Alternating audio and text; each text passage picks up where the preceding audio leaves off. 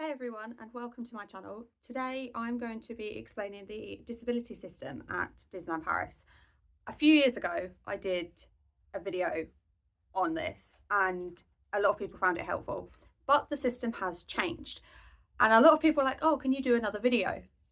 But I didn't want to do the video until I'd actually used the new system. We got back from Disney just over a week ago, so I can now make this video. So there are 3 passes at Disneyland Paris, each of which I will talk about. You've got the priority pass, the easy access pass, and then a pregnancy pass.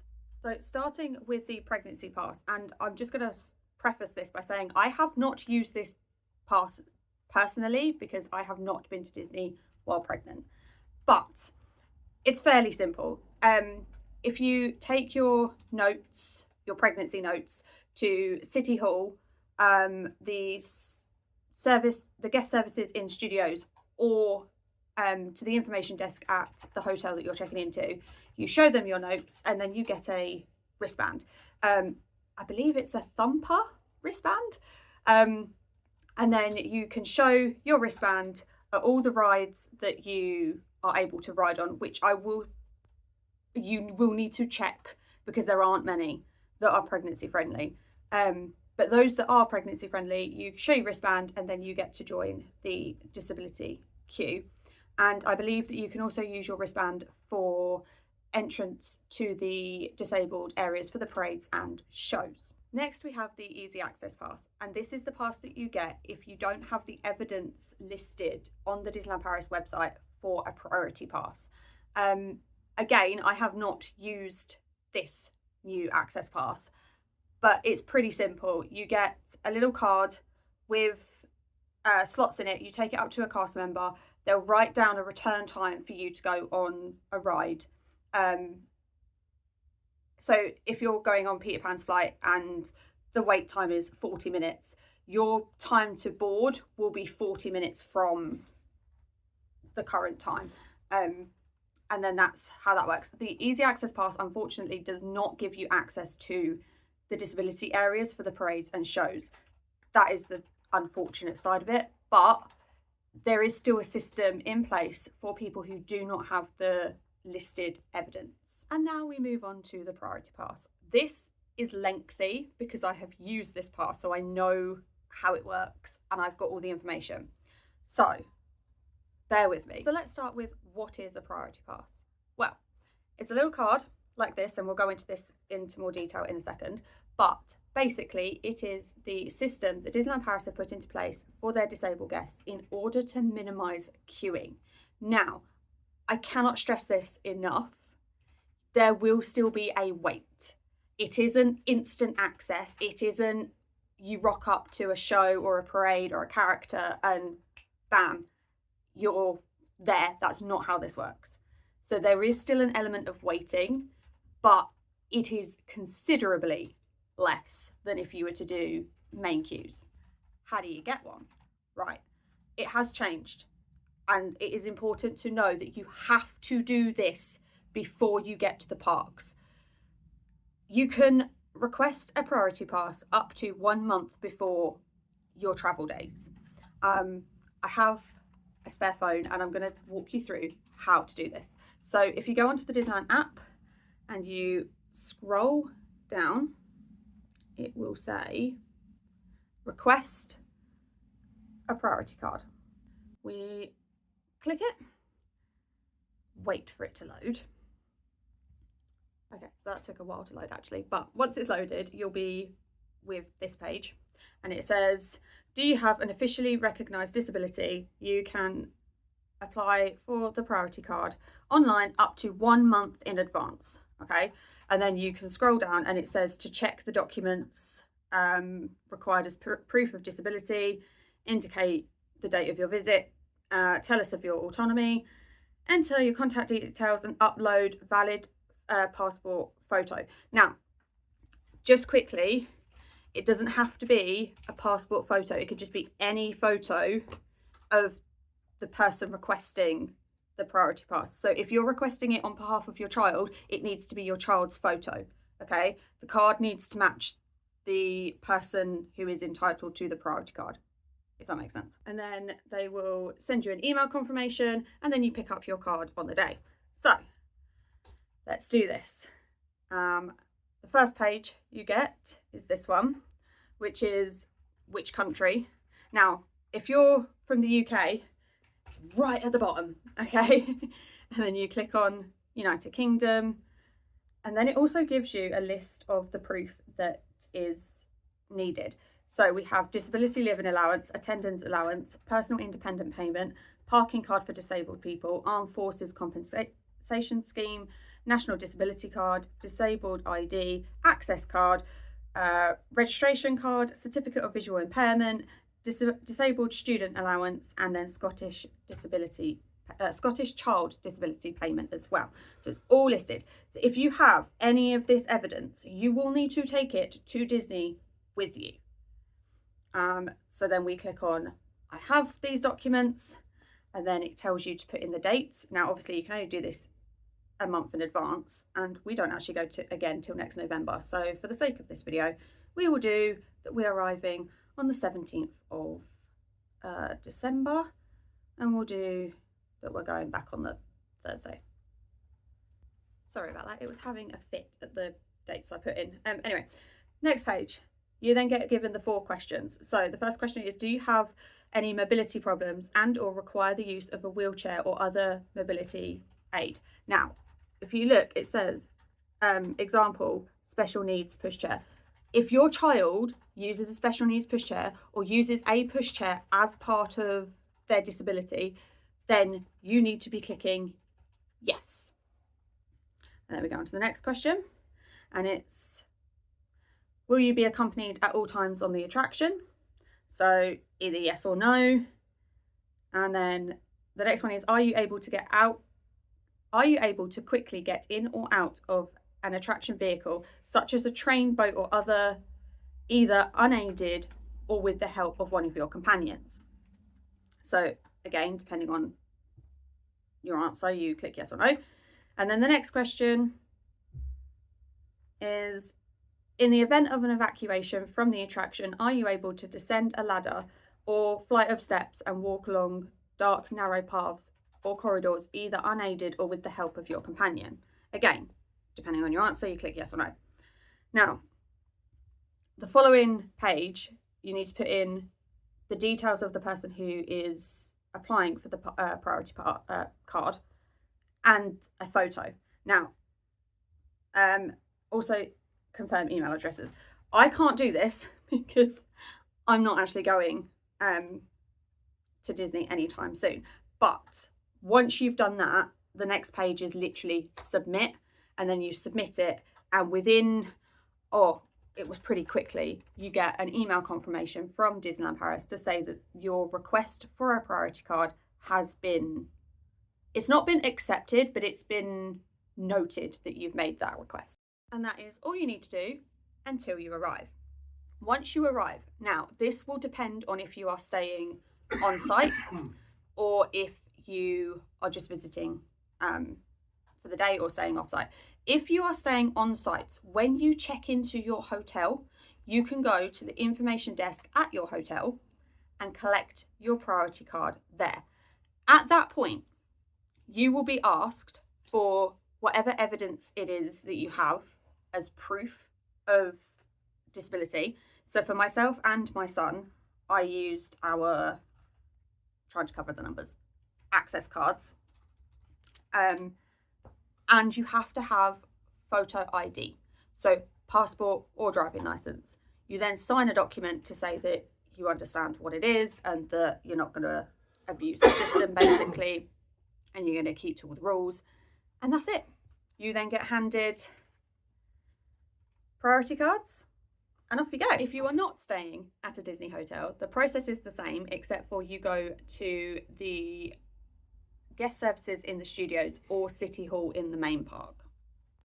This is what they look like, and you can probably tell the biggest difference is mine is green and my son's is purple. Now this is because there are actually 5 different bandings for the priority pass, and it really depends on your autonomy. Now for myself, I don't have any mobility issues. I am perfectly okay. My son, however, he has severe hypermobility, which affects his ability to walk. So he has the purple pass. Now, this is very, very important that you write and answer those questions correctly, because depending on the colour that you get will depend on how the priority pass works for you. So how does it work? Right, I'm going to break this down into categories as to rides, characters, and restaurants, because everything is different. Starting with rides. If your priority pass is green and the ride that you want to do has Premier Access, you use the Premier Access queue. If the ride doesn't have Premier Access, you use either the exit or the disabled entrance. It is always best to find the cast member at the start of the ride and just check. If you have a purple priority pass, then you use either the disabled entrance or the exit to the ride, irregardless of whether or not there is a Premier Access line. Again, always find that cast member and check. The amount of people that we saw in the wrong queue lines with priority passes was a lot. So definitely, if you're not sure, find the cast member at the start of the ride entrance and just say, hey, where do we go? And show them your pass and they will tell you where to go. Characters. So characters in the parks, irregardless of the colour that you have on your priority pass, they all work the same way. So when the character starts, so if your character starts at 10, it'll be 10 o'clock. If your character starts at 10:30, it will be 10:30. You go to the cast member and you'll get a little bit of paper with a return time on. At that return time, you then go back to the character, show the cast member the little slip that you get, and then you'll get to meet the character. Now, the disability queues for popular characters get lengthy. So if you want a return time, you're going to have to queue. For example, I joined the queue for Stitch at 9:40.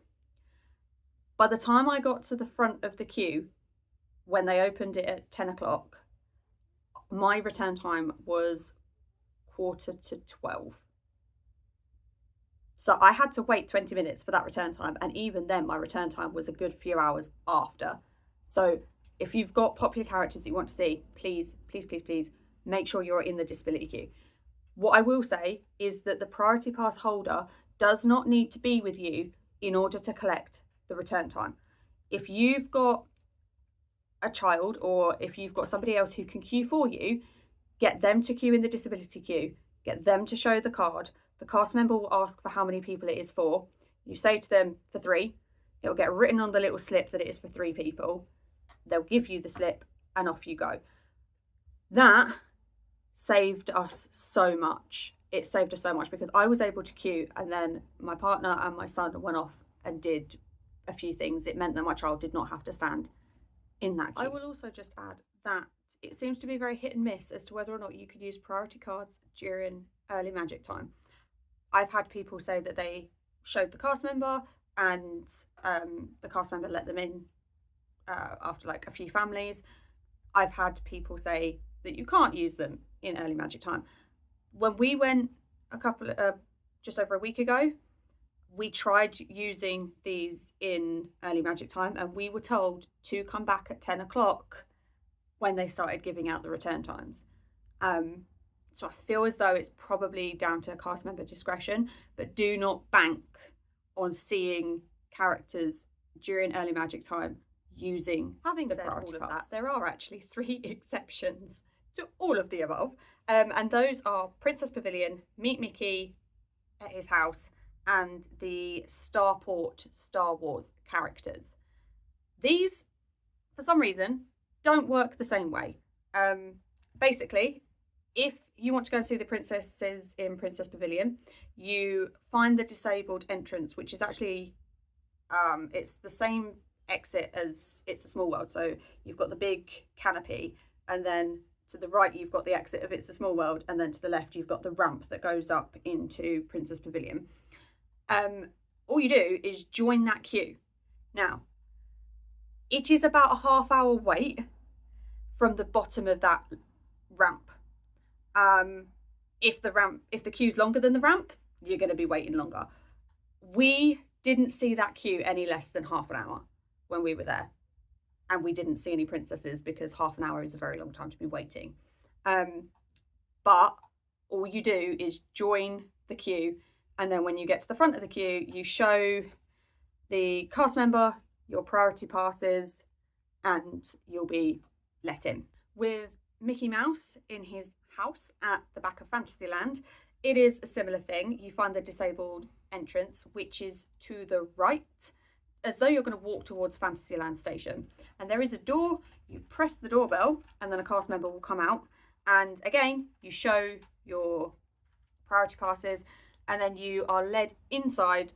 There is a queue, and then you actually have to follow like a little queue round, and you get given different rooms to go and meet Mickey in. But again, that queue can be anything from a 5-minute wait to up to an hour.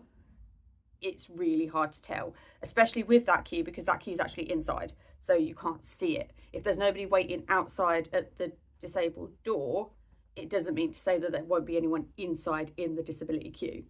And then we have the Star Wars characters over at Starport in Discoveryland. And again, the cast member at the front of the main queue, you show them your priority pass, tell them how many it's for, and then you get led into like a little holding area.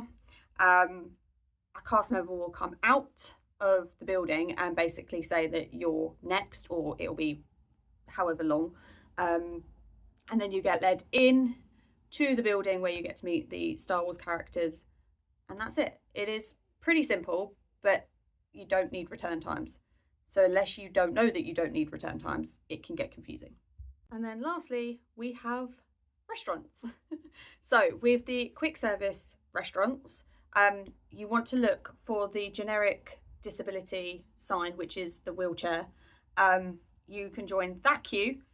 When you get to, either show the cast member as you enter, depending on if there is one, or when you get to the queue, you show your priority pass to say that you are able to use this queue, and then you order your food and whatever.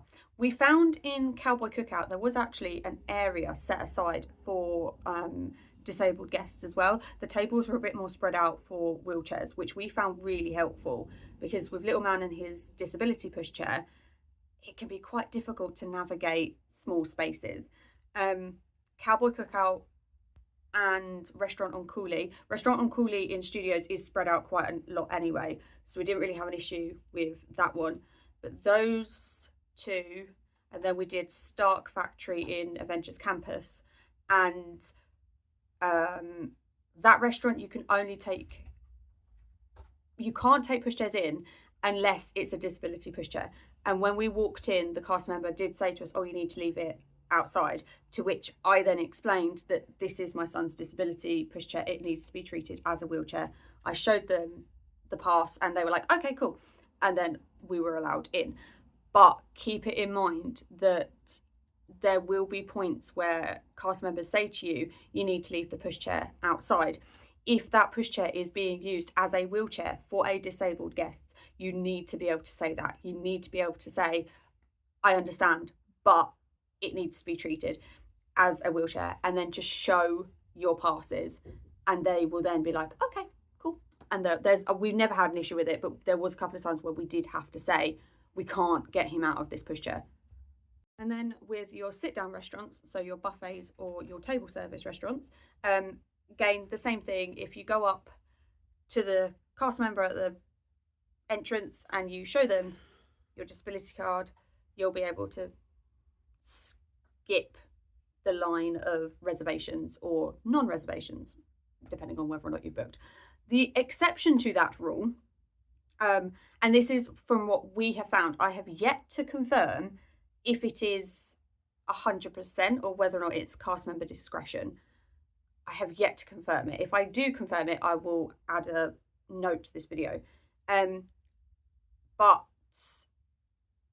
the PYM kitchen in Avengers Campus, or Pim's kitchen, however you want to pronounce it, That does seem to be the exception to the rule, because we had that booked and there was a huge line of reservations when we walked past.